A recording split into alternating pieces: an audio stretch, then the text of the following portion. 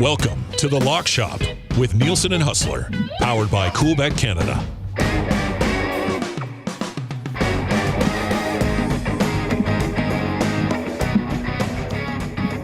Greetings from Boston and the Four Nations Tournament. What is going on, Lock Shoppers? Huss and JBM with you as we count down to Thursday night, Canada versus USA, as it should be. For a tournament, Jake, that I had really high expectations. I was fired up. Maybe not everybody was. Those were terrible takes. Very early, we found out that this was the real deal. But, oh, my God. I mean, I still can't get over Saturday. Never mind what happened yesterday. But this tournament is over-delivered from the drop of the puck. And we're counting down to a game that I honestly think that most of us, especially those of us lucky enough to be here and around and following this tournament, will probably remember, right up there with the biggest, most impactful single games in our life. Yeah, I think I saw a tweet today. It said, this game is one of the biggest hockey games, one of the most impactful hockey games in the last decade. And it's set up perfectly. Like, I don't know. I'm going to continue to take the victory laps. I was really excited about the Four Nations, and it has it's over-delivered, really. Like, I don't think, even when we were fired up for this thing at the start, I don't think we could have been this fired up. And how it's now set up, Canada gets it done in regulation yesterday, and we got USA, Canada on American soil in Boston. After, the U.S. took care of Canada in the first meeting, they get a chance for the rematch, the revenge.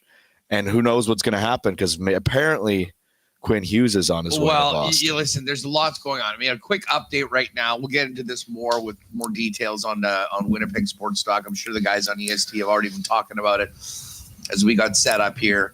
Charlie McAvoy is out. We were leaving the building yesterday hearing that he had something go on and was actually on his way to hospital. It's been reported as he had an upper body injury and there's an infection.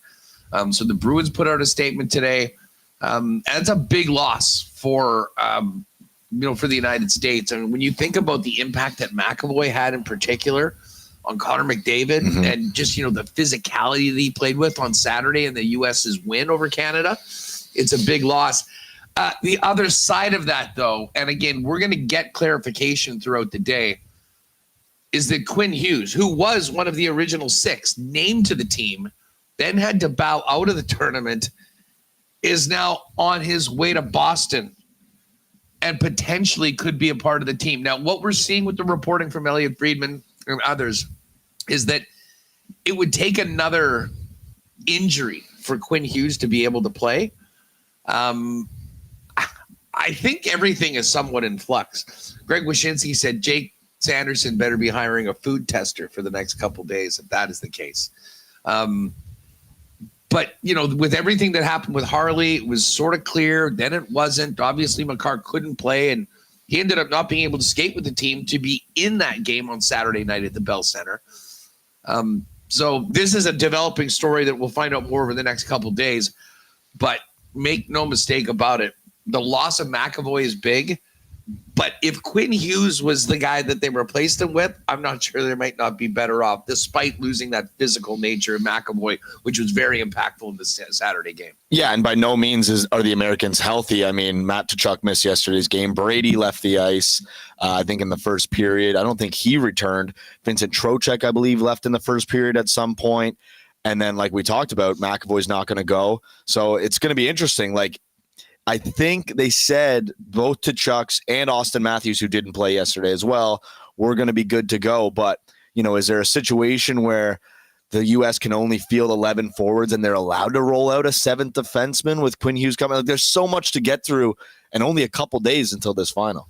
They're not practicing today. Some of the players, I believe, are going to the podium, but it's almost a perfect storm with the fact that this game is on Thursday, and there's 2 more days for this to get kind of hyped up. I think we need to go back to Saturday. It was a long weekend, so we haven't been on the air since the Saturday. Incredible doubleheader day. We shouldn't overlook Finland, Sweden. It's so easy just to get caught up in this Canada, USA.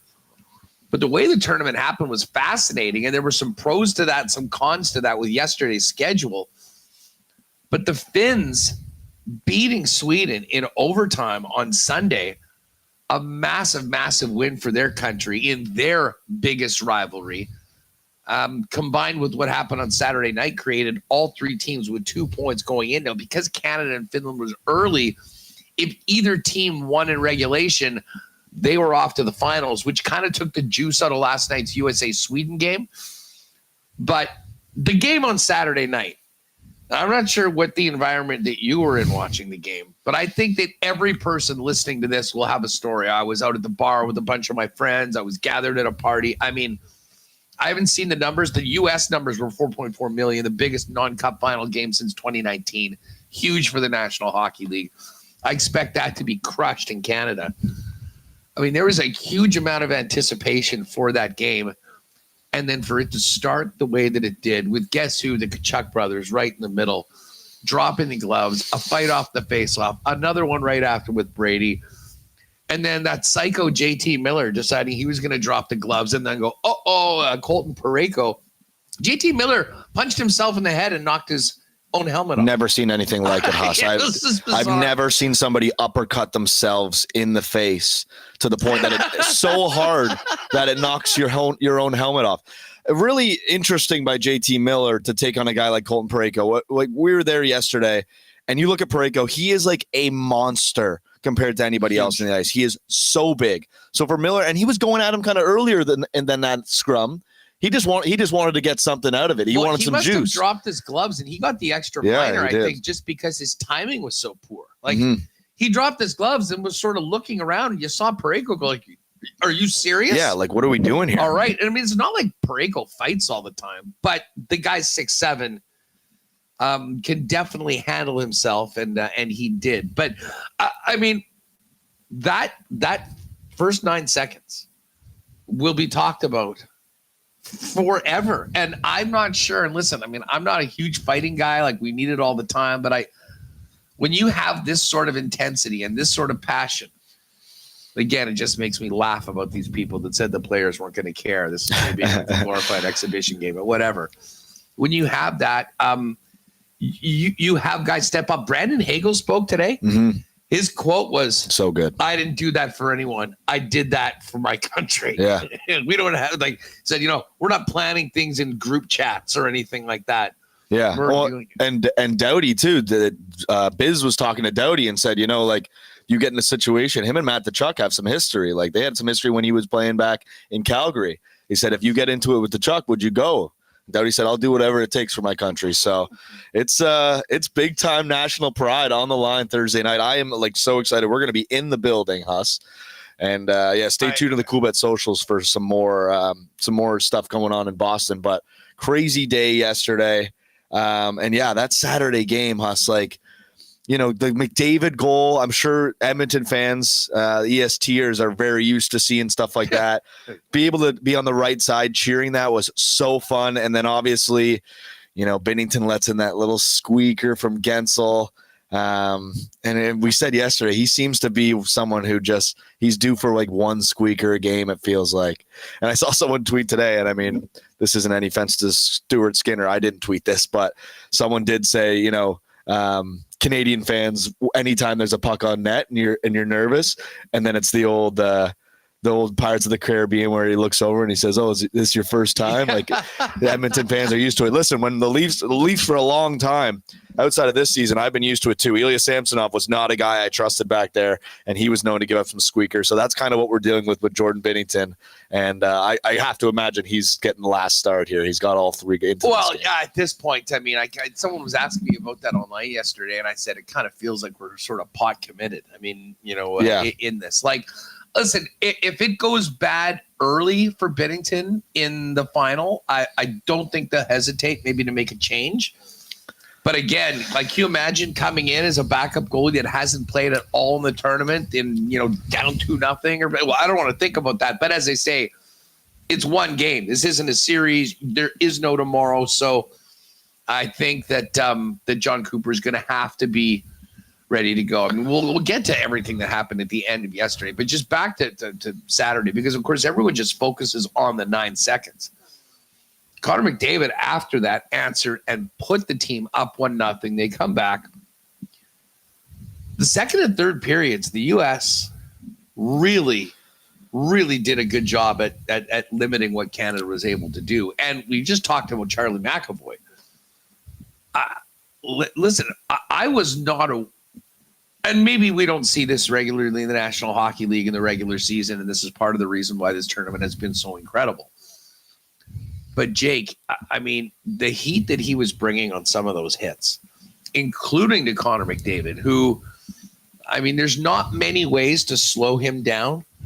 But, I mean, if you can truck him, it's maybe the number one play. It's just good luck in actually catching him. Right. And he did that a couple times. But this was still a very, very close game in the fact that, it kind of felt like the U.S. really were the better team, and I'll give them that. On Saturday night they were.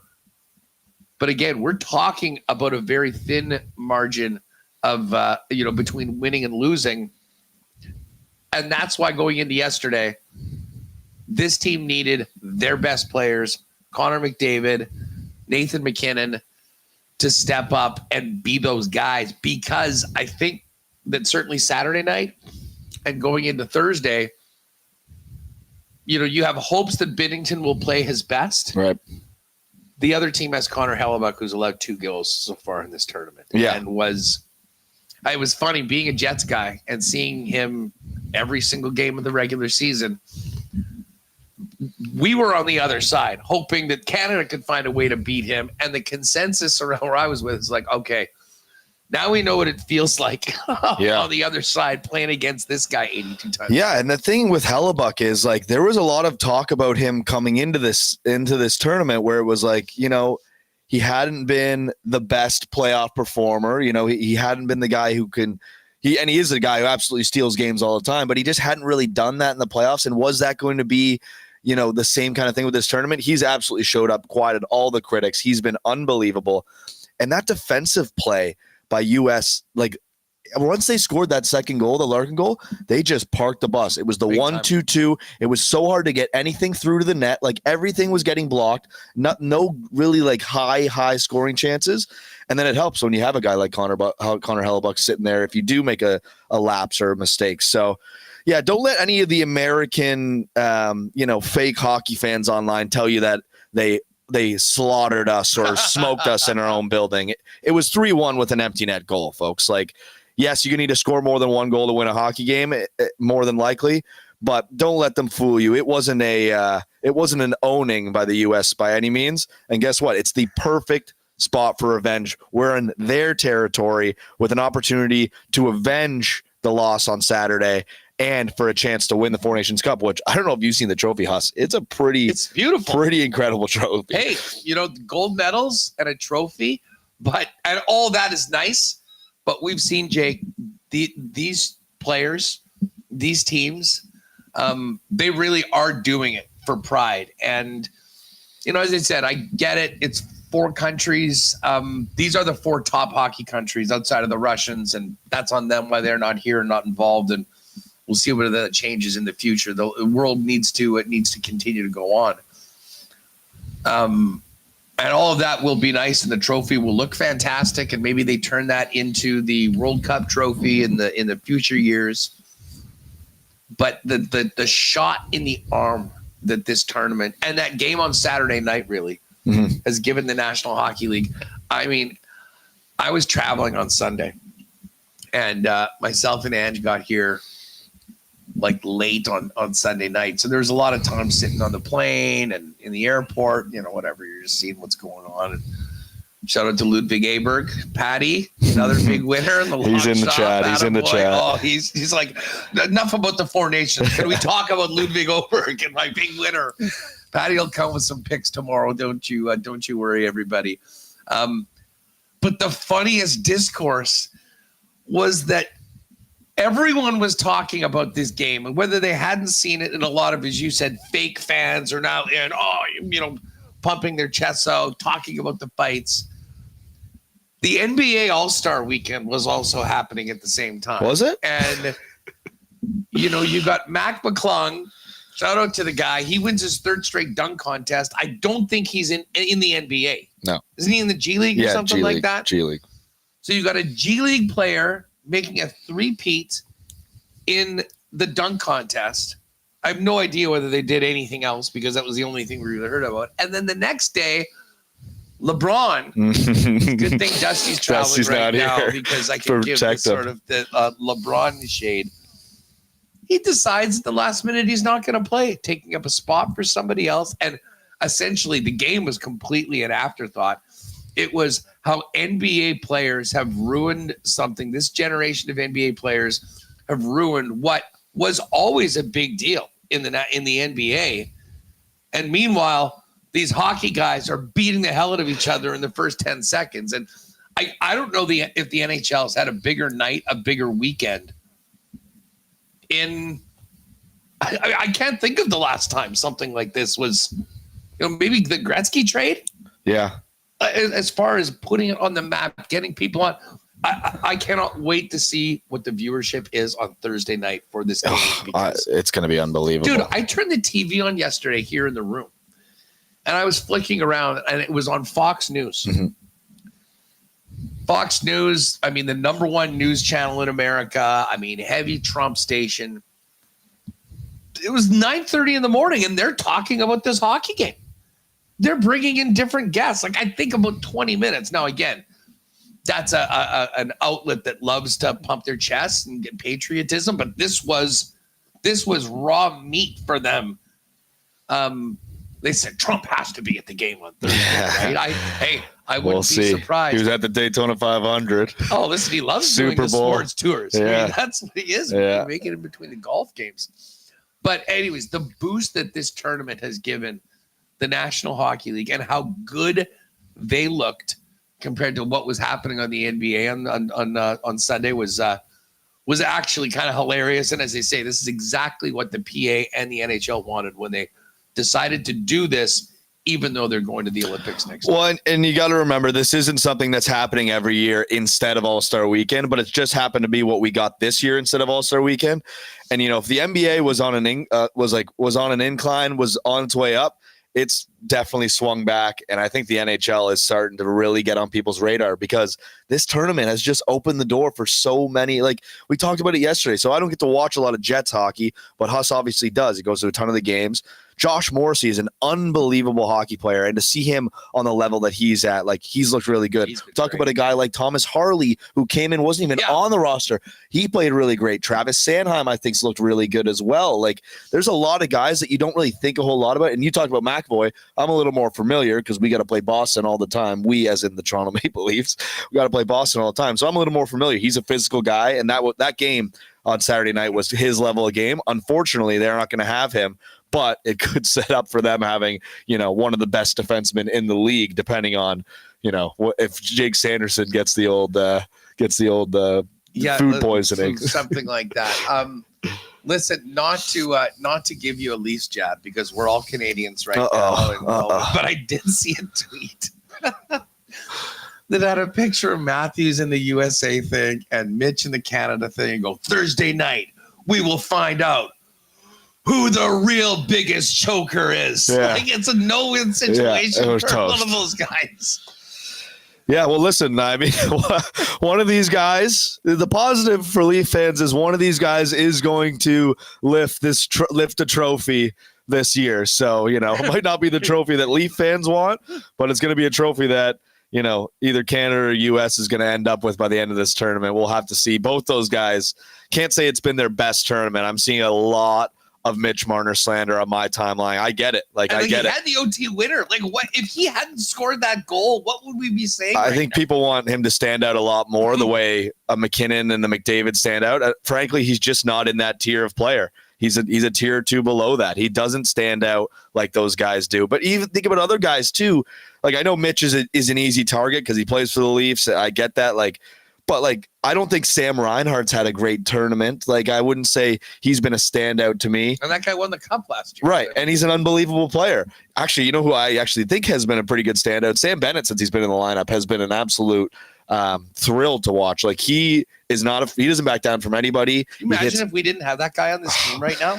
We should talk about the line changes too that Cooper went to yesterday. Well, I'm curious what's going to happen there. I think he might be rolling that again. Yeah, listen, Braden Point, they're not going back to Marner with McDavid. No, I think Point and McDavid made a lot more sense after seeing it yesterday. And he scored. He was there. McDavid was great.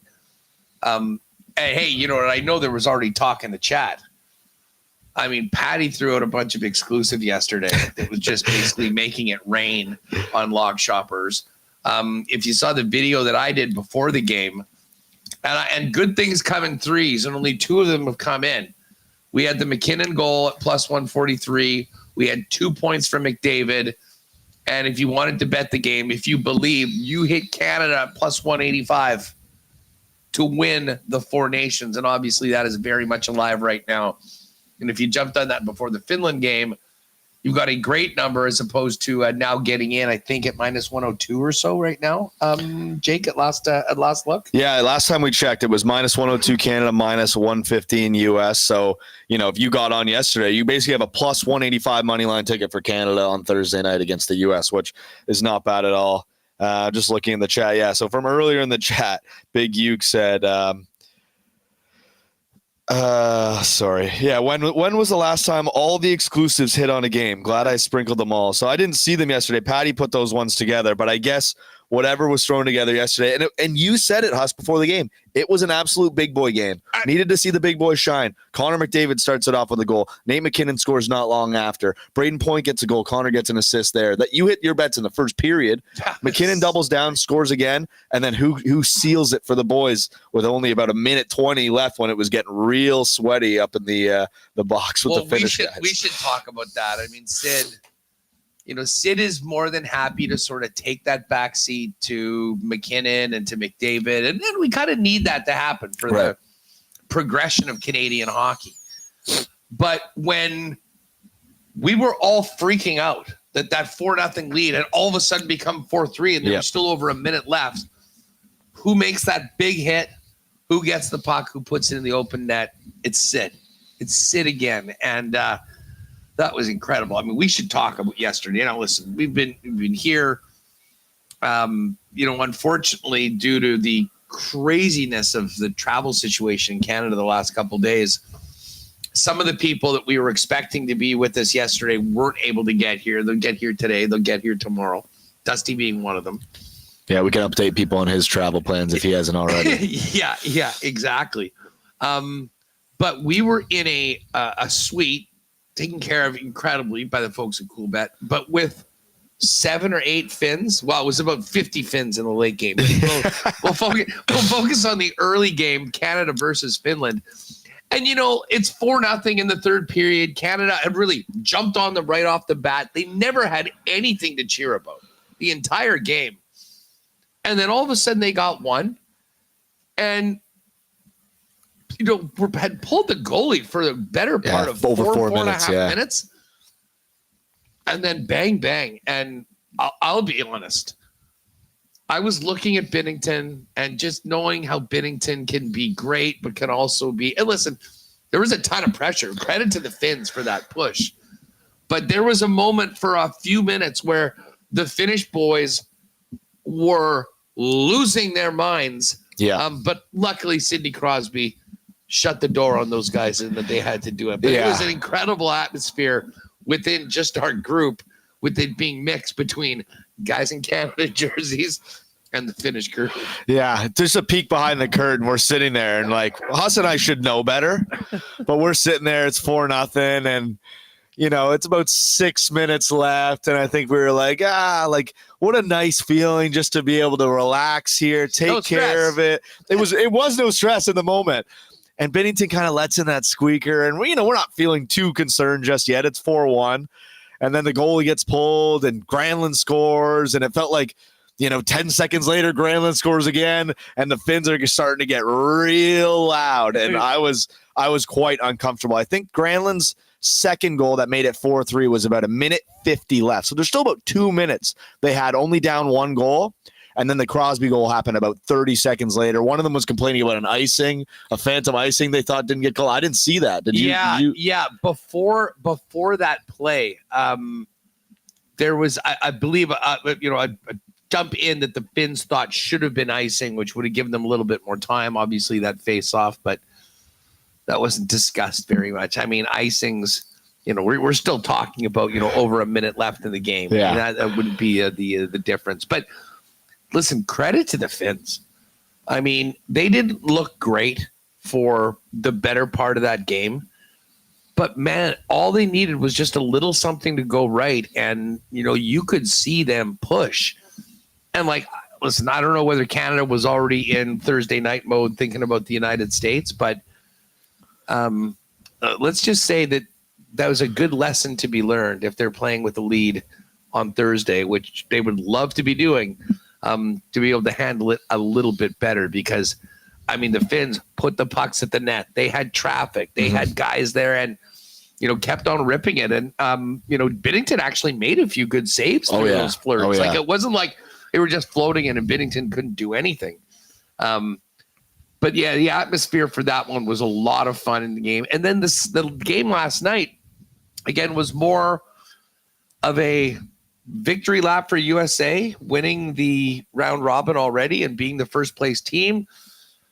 Connor Hellebuck was in the press box. You had some other guys that were. Even Austin Matthews was out. Matthew Tkachuk was out. Brady Tkachuk got dinged up and didn't play. It gave a bunch of other guys a chance to play a little bit more. And good on the Swedes for kind of bizarre. The Swedes never lost in regulation. No. And yet they're out. I know. A regulation win and 2 overtime losses. And they would have ended up, I think, I guess Finland would have ended up in the last spot.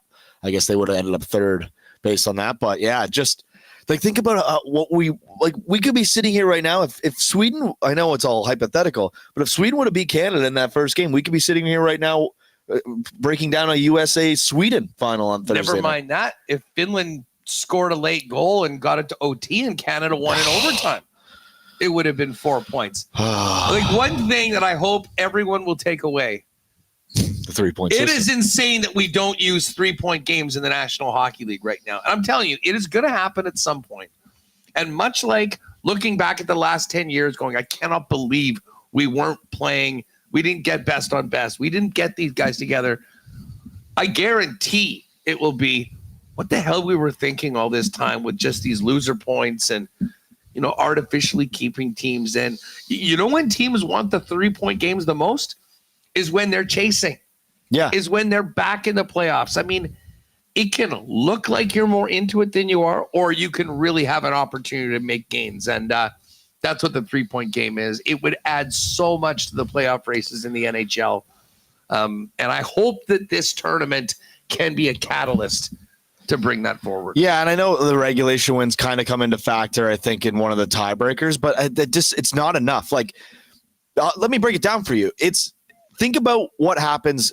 So any regulation hockey game in the NHL is worth 2 points. But the minute you go to overtime, the game is now worth 3 points. 50% more. So there's immediately you're in a better situation, especially late in the season when you can take an extra point off a team and send it to overtime. That's why we talk about 3-point games too. A lot of times we're betting late in the season on the draw because both teams need a point and how important that point is. Two teams in the mix in different conferences.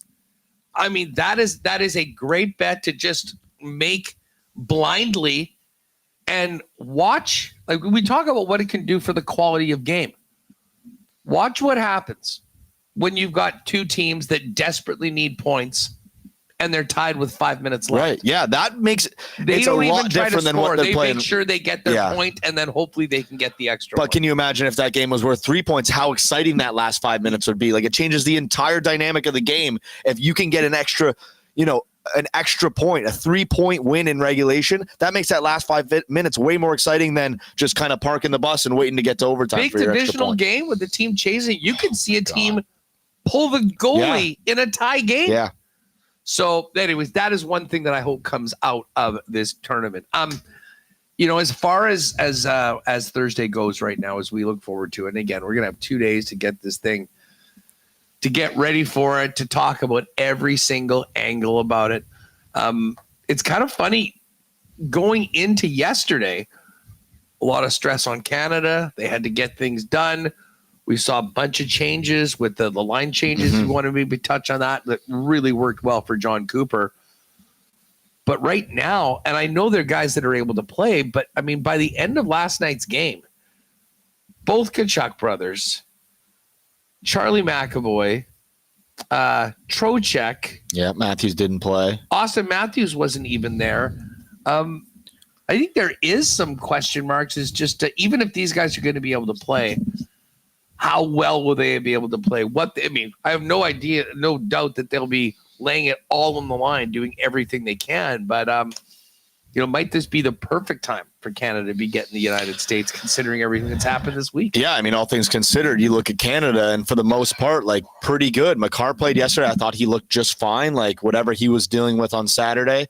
And I know it took a lot out of him to not play Saturday, but in the end, it might be the reason that Canada can get it done on Thursday night, because Cale Makar is such a difference maker. And not that, Thomas Harley and Travis Sanheim didn't have good games on Saturday, but Cale Makar, like what he can do is just, it's so impactful back there. And him and Taves, the chemistry as well, like that helps a lot. That's kind of why, Cooper had gone to the Tampa line. He just wanted a little bit of guys that have played together. They didn't have a lot of prep leading up to this tournament. Would they have 2 days of skating practice together, and immediately you got to go out and play with guys that you haven't played with in, forever?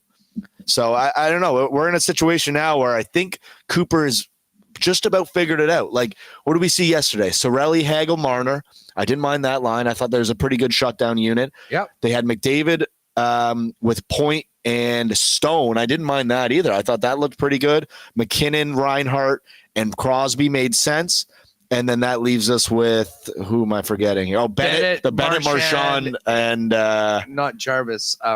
Connecting line. I did like that line. I don't know. I think Cooper's figured something out. I think the pairings on the D end will make sense, and we're just gonna have to put our trust in Jordan Binnington and see if he can get it done. He's got it done before in Boston. Well, people forget. You know what? People forget. I actually did forget. So, you did win Game 7 Cup Final on the road. Happens to be in this building, and maybe there'll be a little bit of that special magic dust to make that happen. You mentioned about Dusty. It was on, then it was off, then it was off again.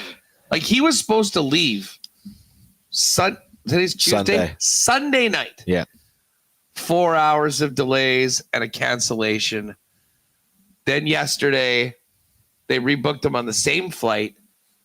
And by the way, what happened in Toronto yesterday, luckily, I can't believe that no one was killed in that. And it kind of makes you, we were basically right there. I flew in probably one of those exact same. I was there 4 hours before it happened. Runways, in the Winnipeg flight, and we'll get back there. But anyways, thank God, everyone survived that. But needless to say, that shut everything down for a while. Yeah. Another canceled flight. We didn't think he was like, I don't know whether this is gonna happen. Thank God there's this extra break. And just I let him sit on it for about an hour, and then fired him a message, posted the picture of the chicken tender in the suite, which I knew would be like a beacon to him. And by the way, lighthouse. You know what? You can get to Calgary. Here's a couple of, where did you see that? I'm like, I'm just on the Expedia app, man. It's readily available. So we have confirmation that Dustin Nielson is in the air somewhere between Calgary and New York. Yeah. He'll be here tomorrow. So I think he's here tonight. He'll be here later on tonight. And we should have a big party in the Lock Shop tomorrow and on Thursday before the big. Yeah, I think Lock Shop the rest of the week. It makes sense. Patty jumps on for the golf tomorrow with you and Dusty sitting here, and then I think we'll try to work a 3-man in with the three of us to set up Thursday, tee up the game, and it's exciting, man. I think what happened is the minute we knew Canada was in, Dusty, he was a little bit down. He didn't think it was going to work, and Huss just gave him a little nudge that he needed. And sure enough, he's going to find a way to get here, and it's all going to be worth it. Like, just to get to see Canada, USA. Like, I know you can't predict what's going to happen in results wise, but just the fact that you're going to get to see it in the experience that we're going to get to see it in is going to be incredible. I remember growing up, a few of my dad's friends went to, like, I wasn't even born yet, but went to Moscow for the 72 series. And growing up, we'd be there talking hockey, and I would hear these stories about how these guys got on a plane and went to freaking Russia and were some of the few Canadian fans there. And I'm like, that is just the coolest thing that I've ever heard in my life. We saw that game on Saturday. We've now been in this building last night in Electric Factory too. For a game that didn't matter, they were loud last night. They were. And I'm telling you, it is going to be 100 times. I was going to say 10. No, I think like every person. And I'll tell you what, I think we're going to see. This is so big to Canadians. I think that there's going to be a lot of Canadians in the building that are going to find ways. They're going to get a second mortgage, whatever, and get tickets to be in there. But it is going to be as amped and as charged an atmosphere. I mean, more so even than a Stanley Cup Game 7. And I know this sounds insane to people, but like with the Stanley Cup, you've got teams that are playing for the ultimate prize, but you don't have that built-in rivalry, competitive nature, hatred. I mean, just all of those things. Wrap it around everything else happening outside of hockey that has crept into this. Right. This could be the most anticipated matchup for multiple reasons. And I have no doubt that we're going to get there we're going to get there as early as possible. We're going to get in there, stay on top of the Coolbet Canada socials. And it is going to be bedlam from the second those doors open. And you just hope that it'll be a close game. 100%. I mean, hey, listen, I'd love Canada to run away with it, but I think that would take away from the event. I mean, these teams are so good. They're so close. And on top of it all, and a number of people far smarter than us have said, these might be some of the best hockey games that have ever been played. Like with how good the players are right now, the speed of the game. I mean, certainly that Canada-USA game on Saturday was played at a pace that we've maybe never seen before, because just about every single guy in one of those jerseys can bring it at that level. And it is going to be an event that we'll never forget. Well, and the thing is, like, we have to embrace these moments. We haven't had this best on best in 10 years. We haven't had these guys playing up against one another, like McKinnon, McDavid. We saw it yesterday. The Tkachuk brothers, like, Matthews hasn't been that great of a tournament, but like guys at that level, like Jack Hughes, I think he's looked really good as well. Like, we're seeing the best of the best. And, a guy like Sid, how many more years are we going to get Sid? Right? Like, probably the Olympics next year. Sure. And then there's no guarantee he's going to play World Cup in 3 years now. Like, so that's the thing. Like, we have to embrace this, cherish it, enjoy it. As much as it's a hockey game, but I know there's a lot more going on. That's totally fine. We just have the national pride. It's the numbers that are going to come out from this game. I think it's going to be monstrous. This might be an all-time record-breaking, at least North American television broadcast. The entire country of Canada is going to be watching it. And from what I've seen, from the way this has been covered in the United States and social media, I wouldn't be surprised if they're breaking some records south of the border as well. Yeah, the other thing you mentioned too, Fox News. I was watching ESPN this morning, and Get Up had like a hockey segment. Get Up never has a hockey segment. Like it's basketball, it's football. The timing of this has been perfect. Like yesterday, they probably spent the whole time shitting on LeBron, going, "You can't believe he didn't play," and what is wrong with the? Oh, that was another great thing with what's happening in the Four Nations. The biggest, hottest idea right now in NBA circles, and I saw it multiple times on ESPN. We need to go back to the All-Star game, but USA versus the world. Yeah. And then, they're showing, I'll tell you what, that world with Luka, Joker, Shai Gilgeous-Alexander, mixed in a couple other top players. And they would be playing. And you know what I think? Actually, after seeing, a bit of that national pride, it hasn't been the case. Like in the Olympics with the Dream Team, they pretty much usually crush everyone, although I've had some embarrassing losses in the past. World Cup as well when it comes to hoops. But doing a USA and everyone else for the NBA is, I can't believe they frankly haven't thought of it before, to be perfectly honest. Don't worry. Silver hears the noise. He tends to follow. Like what the before they were crowds just are saying. are you on Team LeBron or Team KD? Like, you think anyone cares about that? No. Okay, so Huss, we got like 5 minutes. I know you got to get ready for WST. I do have a surprise, though. I told you, and I haven't told you what it is yet. So Patty sent this to me today, and this is kind of for people. If you haven't signed up for Coolbet yet, a lot of people who they use the sportsbook bonus, but the people who like to jump on and they want to just play the poker tournaments, they've been having issues because the funds are for sports. When you sign up with the sportsbook bonus, the lock shop code, your funds are locked to sports until you clear up the bonus. Yeah. So people have struggled to, like, sometimes they just have to like cancel their bonus so they can use their money for poker. We have set up a deposit bonus for lock shop for poker. 100% match bonus up to 75 Canadian. The minimum deposit is 10. Sorry, I'm just going through this here. So if you play a lock shop tournament, if you make 2 buy-ins, so say you play 2 tournaments, you play the March tournament, you play the April tournament, that's going to cover your bonus. Like that'll reach your wagering requirement. So if you haven't signed up for Coolbet, you haven't used the deposit code, you can use this deposit code for poker. I believe you can actually, you should be able to use it too if you already are signed up with Coolbet. So this will be a deposit bonus. If you want to get in the poker, I'm going to discuss with Dusty and Huss later in the week on what date we want to do for March. We might try a Sunday since there's no NFL. We're just going to see what lines with the Jets and the Oilers. But if you want to sign up, there is a bonus. I will post it. I'll get it out. I'll probably throw it in the DGen Den Discord as well. I can throw it in the WST Discord. And if you want to sign up with the Lock Shop poker deposit bonus, you can as well. That is awesome. I knew there was some, because we have basically been the guys that have been, growing the poker side of things, and it's been so much fun.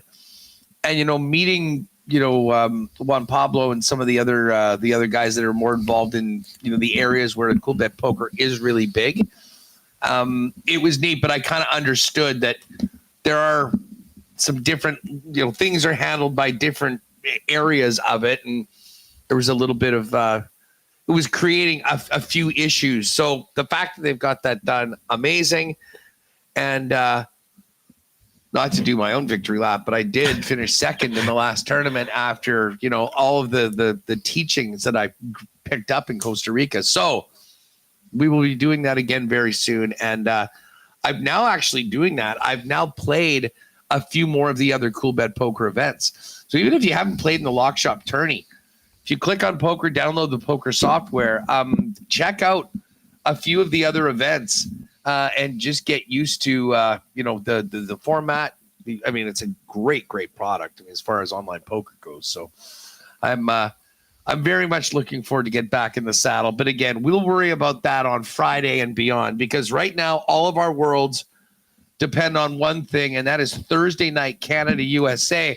And I will say this has come at a great time, so Jake doesn't have to think or talk as much about the Blue Jays. Oh God! And Vlad Guerrero. Where are you at on all of this? Because it sounds like there was a time.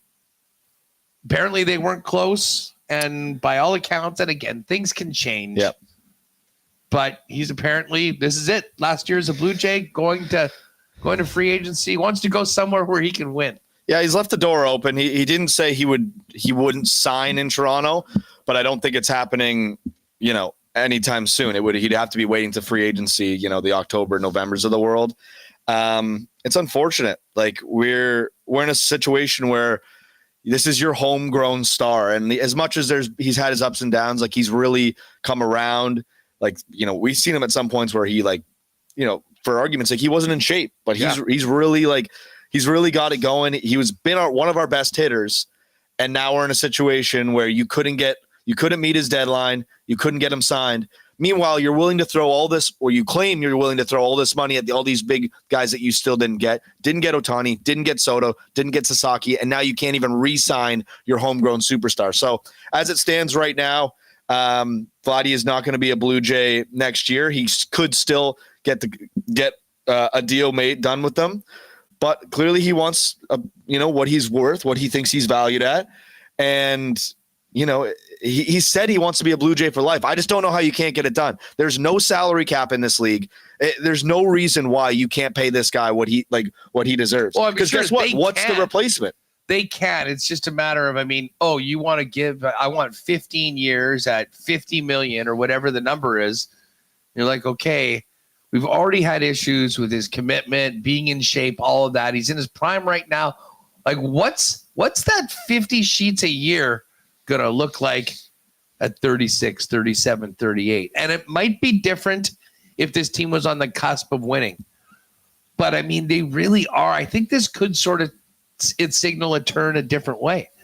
Well, hopefully it's a turn of getting rid of the upper management that's not willing to sign not willing to get any of these guys anyways. And apparently the one thing going around is not close. I got to read you this thing before we go. I know you're got to get ready for WST. This is a tweet that someone sent to me today. It says, to recap this morning's definition of the word close in Dunedin. It's from Keegan Matheson. Vladimir Guerrero Jr. says he and the Blue Jays were never close. Mark Shapiro says he doesn't believe in close. And Ross Atkins says that close is too big of a word to talk specifically about. So that's the state of the Toronto Blue Jays as it stands right now. Yeah, I get they signed Anthony Santander and Max Scherzer, but to not be able to resign your homegrown superstar, I don't know what's left to do. So I'm headed to a Fenway tour a little bit later on today, and that'll be that new house that Vladdy's going to be. Maybe you can pick up a jersey. Yeah, I might get a Vladimir Guerrero Boston Red Sox jersey while I'm there. Wear it to the opener this Guerrero Jr., yeah. Oh, my God. Yeah, we are going to get out of here. We're going to turn it back to EST because big episode of Winnipeg Sports Talk. We'll continue breaking down Four Nations, hearing from some of the players. Gary Lawless has been covering the entire tournament. He's going to jump on with me. That'll be a lot of fun. Mike McIntyre as well from the Winnipeg Free Press. So if you would like and you want more from Boston, head on over. Join us at the top of the hour on WST. I know that the EST guys are going to continue the conversation going forward. And it's weird. Perfect time for us just to talk about this game the whole time because obviously there's not much going on. Big day in the TGL yesterday. Did see some great highlights on that. We will get into the golf tomorrow. And I guess there's lots of college hoops that people are really if you're itching for something tonight, I think it's college basketball. That seems to be the way to go. I know they were actually talking about it in the chat at some point. I want to shout out Nev S in the chat. I think this is a new listener. Nev S asks if we're from Edmonton. Myself, I'm from Toronto area, just north of Toronto. Huss is from Winnipeg, and Dusty, who's usual host with Huss on this show, is from Edmonton. So we're from a little bit all over on the Lock Shop. Huss will be teeing up Winnipeg Sports Talk here. What's going on? Yeah, today? well, listen, normally, for regular listeners, sort of we kind of do our thing in Winnipeg, and we're focusing far more on the Jets. Obviously, the guys in Edmonton focusing more on the Oilers. We're all focusing on the same stuff right now. So lots of Four Nations coverage coming up. Talk more about yesterday's doubleheader. And then tomorrow, right here, the big guy will be here. And we'll maybe have to break out the McDavid and Morrissey Canada jerseys for the show tomorrow. And then, yeah, you might have to tilt the camera up for Dusty. He's a bit taller than I am. Believe me, we'll work it out. Anyways, Jake, great day yesterday. And now the anticipation builds for Thursday night. But tomorrow, Much more on the Four Nations. Dusty will be here. Patty will come in and hopefully drop another winner in our laps for the PGA Tour. And then Thursday, it'll be go time for the gold medal game between Canada and the United States. For Jake Bolin Moss, Andrew Paterson, brought to you by our friends at Coolbet Canada. Check out Coolbet today. And if you haven't played there before, use the promo code LOCKSHOP. We will see you tomorrow. And WST coming up at the top of the hour.